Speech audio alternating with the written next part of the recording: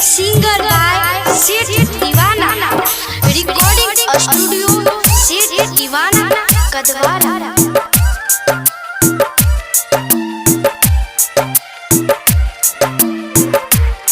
प्यार हमरा से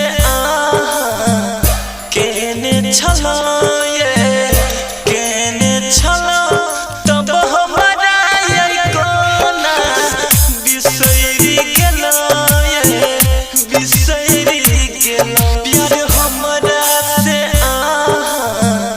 केने छलो ये केने छलो तब हमरा ये कोना बिसरी गेलो ये बिसरी गेलो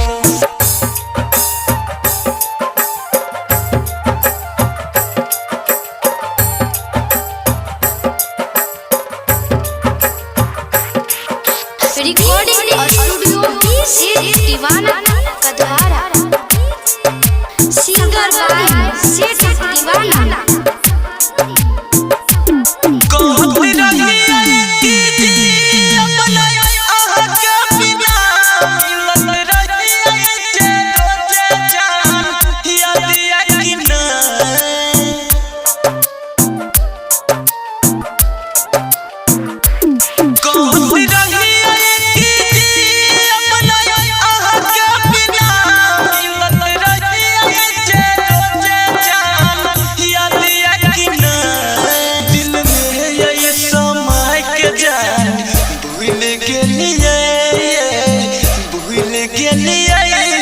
तब हमरा ये कोना बिसरी गेलो ये बिसरी गेलो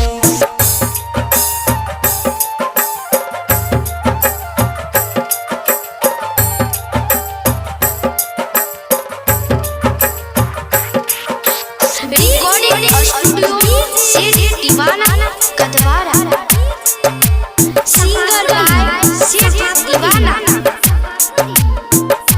मेहंदी हाथ में की अबला कोई मैया जान हमरा खून के मेहंदी सब जय है जान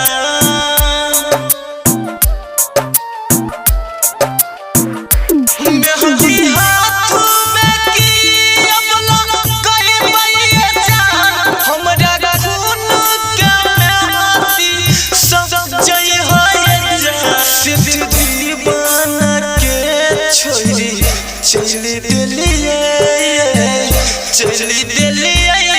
तब हमरा ये कोना बिसरी गेलो ये बिसरी गेलो Recording studio Sid Divana Kadwara.